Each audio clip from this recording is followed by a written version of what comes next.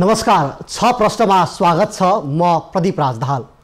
दर्शकहरू, सरकारले असार पहिलो साता राष्ट्रिय संवादको आयोजना गर्यो, जहाँ आर्थिक कूटनीतिलाई जोड दिँदै परराष्ट्र नीतिमा गर्नुपर्ने परिवर्तनका सन्दर्भमा विशेष छलफल भयो। महत्त्वपूर्ण सुझाव समेटिए भने सरकारले सुझाव अनुसार नीति निर्माण गर्ने प्रतिबद्धता समेत जनायो। तर छिमेकी देश र अन्य मुलुकसँगको फरक फरक नीति हुनुपर्ने धारणा पनि आउँदै गर्दा कस्तो नीति बनाउने सरकारको तयारी छ, यो र कूटनीतिक क्षेत्र विस्तारका विषयमा कुरा गर्न आज हामीसँग हुनुहुन्छ परराष्ट्र मन्त्री प्रदीप गेवाली। स्वागत छ यहाँलाई। धन्यवाद दाहालजी।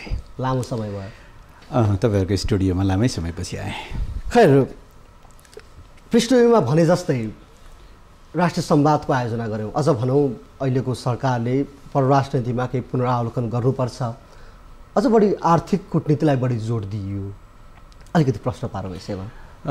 एकदमै सान्दर्भिक विषय उठाउनु भएको छ। वास्तवमा नेपालमा पहिलोचोटि परराष्ट्र मन्त्रालयको तर्फबाट संस्थागत रूपमा र यति व्यापक सहभागितासहित हामीले परराष्ट्र नीतिका सम्बन्धमा राष्ट्रिय संवाद आयोजना गऱ्यौँ।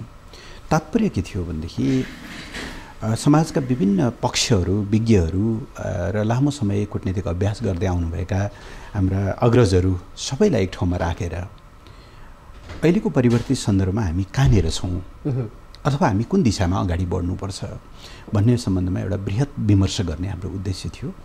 यहाँलाई थाहै छ, कुनै पनि मुलुकको परराष्ट्र नीतिका दुईवटा पक्षहरू हुन्छन्। एउटा तुलनात्मक रूपमा स्थिर र अर्को गतिशील पक्ष। खास गरेर मुलुकको राष्ट्रिय राजनीतिमा आएका ठुला परिवर्तन र मुलुकको प्राथमिकता बदलिएसँगै परराष्ट्र नीतिका केही कुराहरूलाई हामीले फाइन ट्युनिङ गर्नुपर्ने हुन्छ र बाह्य सम्बन्धमा आएका विश्व राजनीति, भूराजनीतिमा आएका परिवर्तनहरूलाई पनि हामीले तदनुरूप एडजस्ट गर्नुपर्ने हुन्छ। त्यस हिसाबले हेर्दा यहाँले भन्नुभयो जस्तो सबैको प्रमुख जोड र वर्तमान सरकारले पनि अवलम्बन गर्दै आएको कुरामा उहाँहरूले पुनर्पुष्टि गर्नुभएको विषय चाहिँ अब नेपालको फोकस आर्थिक कूटनीतिमा हुनुपर्छ। आर्थिक साझेदारीलाई केन्द्रबिन्दुमा राखेर हामीले हाम्रा सम्बन्धहरूलाई पुनर्व्यवस्थित गर्नुपर्छ। किनभने हिजो लामो समय हामी सङ्क्रमणकालमा रह्यौँ, त्यसले गर्दा हामीले आर्थिक एजेन्डालाई जुन गतिका साथ अगाडि बढाउनु पर्थ्यो बढाउन सकेनौँ। त्यसो भएको हुनाले चाहिँ आर्थिक कूटनीतिलाई केन्द्रबिन्दुमा राखेर हाम्रा सबै छिमेकीहरूसँग र अन्य मित्रहरूसँग सम्बन्धलाई व्यवस्थित गर्ने, उहाँहरूसँग के हो त्यस सम्बन्धी सबभन्दा पोटेन्सियल आर्थिक कूटनीतिभित्र पनि धेरै पक्षहरू पर्छन्। त्यो लगानी हो कि हाम्रो निर्यात व्यापार प्रवर्धन हो कि पर्यटन हो कि अथवा हाम्रो श्रम सम्बन्ध हो कि के विषयहरू हुन सक्छन्, टेक्नोलोजी ट्रान्सफर हो कि, त्यो विषयमा राखेर उहाँहरूसँग पनि सम्बन्ध गर्नेलाई नयाँ ढङ्गले व्यवस्थित गर्ने र परराष्ट्र मन्त्रालयको र सरकारका सबै निकायहरूको क्षमतालाई पनि तदनुरूप अभिवृद्धि गर्ने अत्यन्त महत्त्वपूर्ण सुझावहरू समेटिए। हजुर, ठुलो छलफल पनि हो, थियो एउटा ठुलो प्लेटफर्मको रूपमा पनि हेरिएकै थियो। जस्तै त्यो छलफल भइरहँदाखेरि केही त्यस्ता विषय पनि उठे, जस्तो भारत र चीनसँग, हाम्रो छिमेकी मुलुकसँग गर्नुपर्ने एउटा कूटनीतिक जुन छ त्यसमा नि केही परिवर्तन गर्ने कि जस्ता नि कुरा उठे। के लाग्छ यहाँलाई, परिवर्तनको सम्भावना छ अथवा हामीले अहिले जे गरिरहेछौँ यो सही छ? होइन, आधारभूत रूपमा हाम्रो छिमेक सम्बन्ध र छिमेक नीति सही छ। विगतदेखि नै एकाध अपवादहरू कहिलेकाहीँ रहे पनि रहन्छ। दुवै छिमेकसँग हामीले असल सम्बन्ध कायम गर्दै आएका छौँ। हामी एक अर्थमा भाग्यमानी हौँ कि हामीसँग दुईवटा यस्ता विशाल छिमेकीहरू छन् जो तीव्र रूपले आर्थिक प्रगति गरिरहेका छन्, विश्व राजनीतिमै स्थापित हुँदैछन् र अब एउटा प्रोजेक्सन के छ भने आउने 12-15 वर्षभित्र संसारको पहिलो र तेस्रो अर्थतन्त्रको रूपमा ती दुईवटा मुलुकहरू अगाडि बढ्नेछन्। संसारको जनसङ्ख्याको 40% ओगट्छन्। यो हिसाबले हेर्दा दुई देशसँगको हाम्रो सम्बन्ध अत्यन्त महत्त्वपूर्ण छ। हामीले अवलम्बन गर्दै आएको मुख्य पक्ष के हो भनेदेखि दुईवटाको बिचमा तुलना नगर्ने, दुईवटाको सम्बन्धलाई स्वतन्त्र ढङ्गले विकास गर्ने, कहिले पनि एकका सम्बन्धहरूलाई अर्काका बारेमा प्रश्न उठ्ने गरी सञ्चालन नगर्ने हो र उहाँहरूका जे चासोहरू छन्। स्वाभाविक रूपले भारतसँग हाम्रो 1800 झन्डै 1900 किलोमिटर लामो खुला सिमाना छ। चीनसँग तिब्बत जस्तो संवेदनशील क्षेत्र जोडिएको छ। यी सबै कुराहरूमा उहाँहरूका केही जायज चासोहरू छन्, जसमा नेपालले पर्याप्त सजगता अपनाउने र उहाँहरूलाई रूपमा पनि देखिन्छ। हजुर, उहाँहरूलाई विश्वासमा लिएर तटस्थ भन्दा पनि एउटा विश्वासिलो सम्बन्ध कायम गरेर अगाडि बढ्ने र अझ पछिल्लो समय चीन र भारतको नेतृत्वको बिचमा जुन उहाँहरूको सम्बन्ध बढ्दै गएको छ, निरन्तर उहाँहरू संवादमा हुनुहुन्छ र आर्थिक साझेदारी नयाँ ढङ्गले अगाडि बढेको जुन स्थिति छ त्यसबाट लाभ लिने र भविष्यमा त्रिपक्षीय साझेदारीको एउटा चाहिँ नयाँ सम्भावनाको ढोका खोल्ने जसबाट नेपाल एकदमै लाभान्वित हुन सक्छ। हामी यो ढङ्गले अगाडि बढिरहेका छौँ। खैर, यसले हामीलाई पनि फाइदा होला, कूटनीतिक रूपमा जुन तरिकाले बढ्छ सही नै छ। म अलिकति फरक प्रसङ्गमा पनि जोड्न चाहेँ। केही दिन अगाडि संसदीय समितिले राजदूत जुन तरिकाको सिफारिस भइरहेको छ, यो चाहिँ सरकारबाट मापदण्ड बनाउने भन्ने कुरा आएको थियो, भएन। राजदूत नियुक्ति सही भइरहेको छैन, लगायतका विषयहरू उठिरहेका छन्। सरकारले, तपाईँ आफै पनि मन्त्रालयमा आउँदै गर्दा यो नीति लिएको थियो कि मापदण्ड बनाउने भनेर। म प्रश्न गर्न चाहेँ र जोड्न पनि चाहेँ संसदीय समितिलाई, हामी मापदण्ड बनाउने हाम्रो तयारी के हुँदैछ? होइन, मापदण्ड हामीले बनाएका छौँ मात्रै होइन कि हामीले त्यो अलरेडी कार्यान्वयन नै लगिसकेका छौँ। गत वर्ष साउनमा हामीले राजदूत सम्बन्धी निर्देशिका तय गऱ्यौँ, जसभित्र यसको प्रक्रिया, कार्यविधि, मापदण्ड सबै विषयहरू छन्। त्यो मापदण्डलाई हामीले कडाइका साथ पालना गरेका छौँ। त्यसमा मुख्यतया 12-13वटा बुदाहरू छन्। सबै म सविस्तार भन्न चाहन्न, तर 4वटा कुरा अत्यन्त महत्त्वपूर्ण छन्।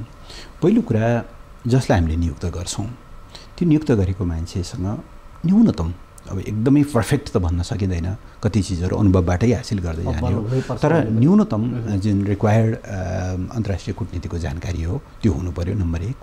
दोस्रो, भाषिक क्षमता हुनु पऱ्यो, कम्युनिकेट गर्न सक्ने खालको। तेस्रो, जुन देशमा हामीले नियुक्त गर्छौँ त्यो देशसँग उसको कुनै स्वार्थ बाजिएको हुनु भएन। विगतमा हामीले देख्यौँ कतिपय यस्ता साथीहरूलाई पठाइयो जसको व्यवसाय, अझ खास गरेर किटान गरेर भन्ने हो भने म्यान पावर व्यवसाय, यहाँ म्यान पावर व्यवसाय सञ्चालन गरेकालाई उहाँहरूले त्यस्तो ठाउँमा पठाइयो जहाँ उहाँहरूले यहाँबाट श्रमिकहरू पठाउनुहुन्थ्यो। त्यो त सिधै स्वार्थ बाजिएको कुरा भयो। यस्ता कुराहरूमा एकदमै सतर्क रहने। र चौथो चाहिँ समावेशिताका पक्षहरू, किनभने हाम्रो संविधानले सबै क्षेत्रमा समावेशिताको कुरा गर्छ। यी कुराहरूलाई हामीले ध्यान दिएका छौँ। समितिले यो खालको प्रश्न किन उब्जायो? होइन, मलाई लाग्छ उहाँहरूले सुरुमा ती प्रश्नहरू उठाए पनि जब प्रस्तावित राजदूतहरूले आफ्नो प्रस्तुतिहरू दिनुभयो, सर्वसम्मत ढङ्गले नै उहाँहरूको नाम अनुमोदन भयो। यसको तात्पर्य उहाँहरूको मनमा केही जिज्ञासाहरू थिए, जो जिज्ञासा अन्तर्क्रियाको दौरानमा चाहिँ समाधान भयो भन्ने नै बुझ्न सकिन्छ। त्यसो भएको हुनाले यो विषय हामी अब चाहन त हामी यस्तो चाहन्छौँ, हिजोले एउटा ल्यान्डमार्क, एउटा अचिभमेन्टहरू हासिल गर्नुभएको छ, एक खालको चाहिँ आइकन जस्तो बन्नुभएको छ हाम्रो कूटनीतिक सम्बन्धमा, यदुनाथ खनाल जस्तो यस्तै हाइटका व्यक्तित्वहरूलाई राजदूत बनाउनु पाए हुन्थ्यो भन्ने लाग्छ।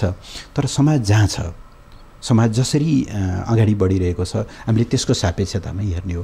तर त्यसो गरिरहँदा पनि परराष्ट्र मन्त्रीको हैसियतले मेरो सदैव ध्यान के कुरामा रहनेछ भने उनीहरूले तोकिएको दायित्व पुरा गर्न सकुन्, उनीहरू कुनै निजी स्वार्थमा नबाजिउन्, त्यो जुन देशमा खटिएका हुन् या जुन निकायमा खटिएका हुन् उनीहरूले देशको हितको अधिकतम प्रतिनिधित्व गर्न सकुन् र औसतभन्दा राम्रो नै गर्न सकुन्। सर्वोत्कृष्ट गरून् धेरै राम्रो, उत्कृष्ट गरून् धेरै राम्रो, तर औसतभन्दा कम कोही पनि नहुन् भन्ने कुरा, जसले चाहिँ मुलुकको हितमा गरोस् र प्रतिष्ठा बढाओस्। हजुर, खैर यो प्रसङ्ग लगत्तै म जोड्न चाहेँ। केही दिन अगाडि सुनिएको पनि थियो, यो सूचना गलत पनि हुनसक्छ, यद्यपि आज हामीसँग परराष्ट्र मन्त्री हुनुहुन्छ, यसलाई सही पनि बनाउनु होला। म सोध्न चाहन्छु, चीनका राष्ट्रपति सी जिनपिङ भारत जाँदै हुनुहुन्छ केही महिनापछि। यो विषय धेरै पहिलेदेखि उठिरहेकै विषय हो कि नेपालमा सी जिनपिङ राष्ट्रपतिलाई भ्रमण गराउने विषय धेरै अगाडिदेखि उठेको थियो। अब उहाँ भारत जाँदै हुनुहुन्छ, नेपालले उहाँलाई ल्याउने किसिमको अथवा नेपाल भ्रमण गराउने विषयको तयारी के कस्तो छ, अथवा हामी के तयारीमा गर्दैछौँ या हामी कतै कमी कमजोरीमा छौँ? नेपाल र चीनको बिचमा जुन गहिरो सम्बन्ध छ, जुन विश्वासमाथि आधारित सम्बन्ध छ र एकअर्काका संवेदनशीलताहरूलाई बुझ्ने, एकअर्काका आकाङ्क्षाहरूलाई बुझ्ने, एकअर्काका प्राथमिकताहरूलाई बुझ्ने जुन विगतदेखि नै अत्यन्त राम्रो परम्परा रहँदै आएको छ, यो कुरालाई टेवा पुर्याउनको निम्ति हामीले चीनको उच्च राजनीतिक नेतृत्वको भ्रमणका निम्ति धेरै अगाडिदेखि पहल गर्दै आएका छौँ। सामान्य राष्ट्रपतिज्यूले निम्ता गर्नुभएको छ, प्रधानमन्त्रीले त्यो निम्ता नवीकरण गर्नुभएको छ र म अस्ति वर्ल्ड इकोनोमिक फोरमको दालियानमा भएको बैठकमा भाग लिने क्रममा पनि समकक्षी परराष्ट्र मन्त्री वाङयीसँग यी विषयमा मैले कुराकानी गरेको छु।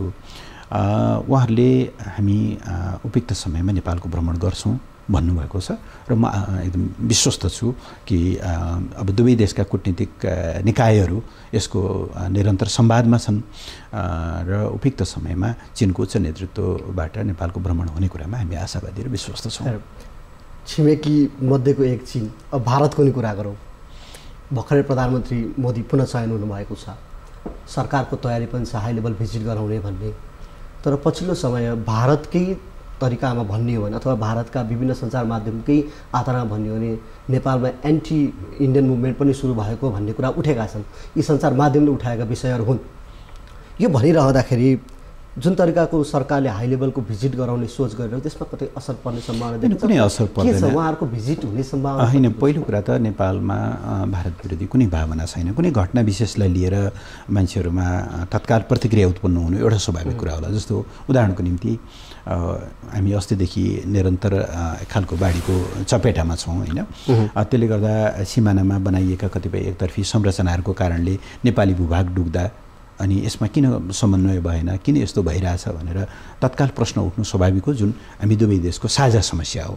फेरि बाढीले नेपाललाई मात्रै प्रभावित गर्ने होइन, उता पनि प्रभाव पार्छ। त्यसो भएर बाढीको स्थायी समाधान के हुनसक्छ भन्ने बारेमा हामीले अध्ययन पनि गरिरहेका छौँ।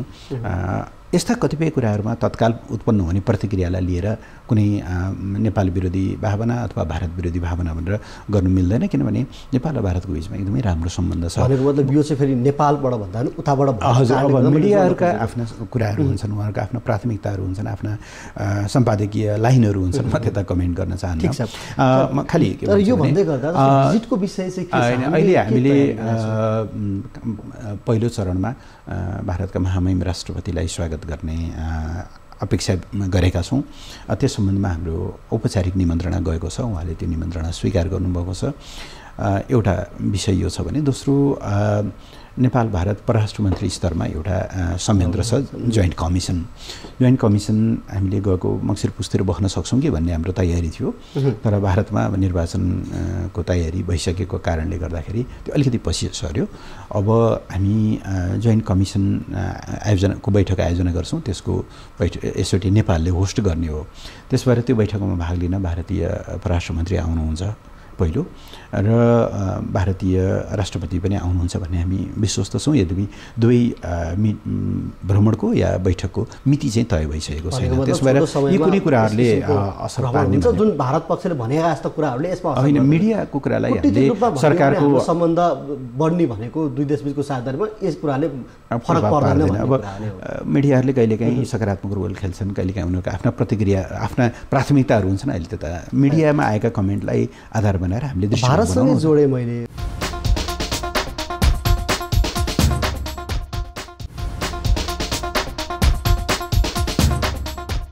जोड्दै गर्दा इपिजीको विषय उठाउनै पर्ने विषय पनि छ, किनभने लामो भयो झन् गत वर्ष यस्तै समयमा इपिजी सबै सकाइसकेको अवस्थामा ठिक 1 वर्ष भयो। अहिलेसम्म न उतापट्टि न यतापट्टि दुवैपट्टिबाट इपिजी प्रतिवेदन बुझिएको छैन।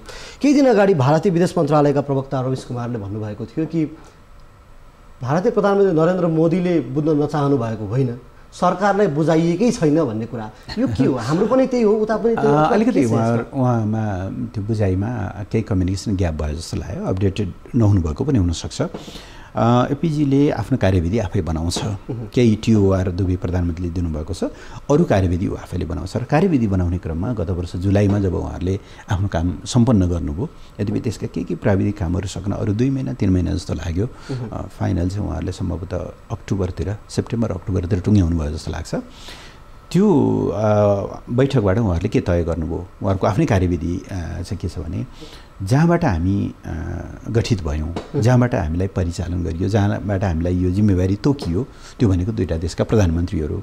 दुई देशका प्रधानमन्त्रीहरूलाई पहिले हस्तान्तरण गर्ने भन्ने छ, त्यसपछि मात्रै क्याबिनेटमा जान्छ होइन। त्यसो भएको हुनाले त्यो एपिजी को बैठकबाटै अझ त्यसको क्रम पनि कसरी तय भएको छ भने पहिले भारतीय प्रधानमन्त्री नरेन्द्र मोदीलाई हस्तान्तरण गर्ने, त्यसपछि नेपालको प्रधानमन्त्रीलाई बुझाउने र त्यस पछाडि पत्रकार सम्मेलन गर्ने। उहाँहरूले यसरी कार्यविधि बनाउनु भएको छ।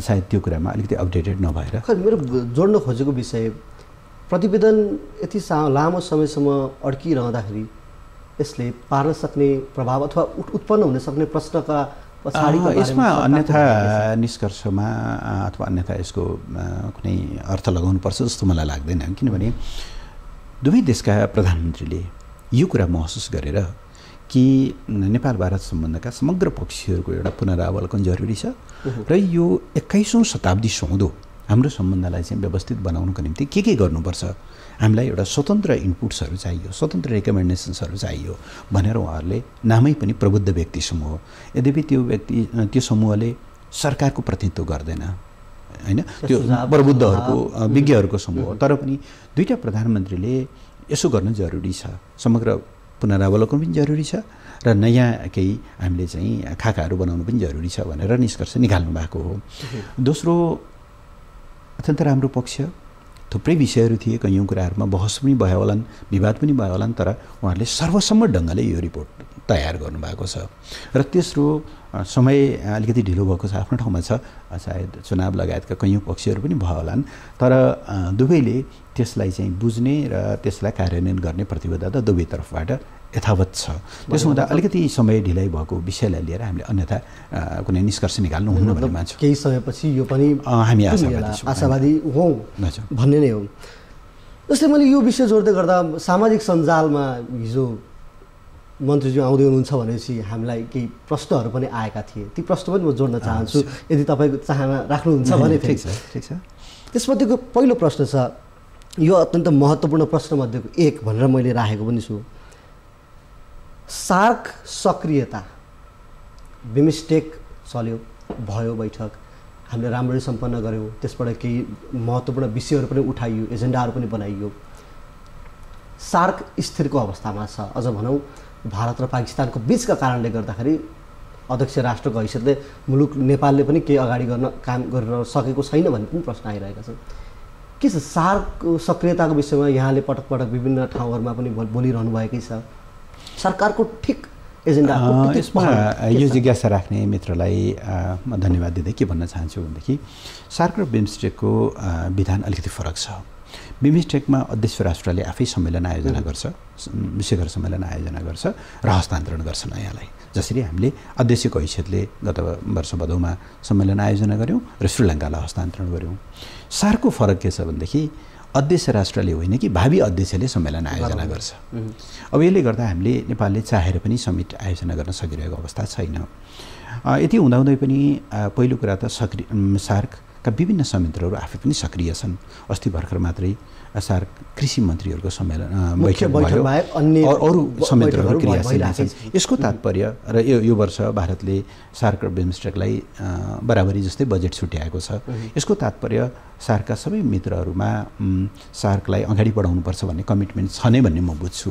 अब के कारणले रोकिएको छ हामी सबैलाई थाहा छ, म त्यता जान चाहिनँ। हामी आशावादी छौँ ती मतभिन्नताहरू बिस्तारै दूर हुँदै जानेछन्, किन सार्क दक्षिण एसियाका 1 अरब 80 करोड जनताको साझा चौतारी हो।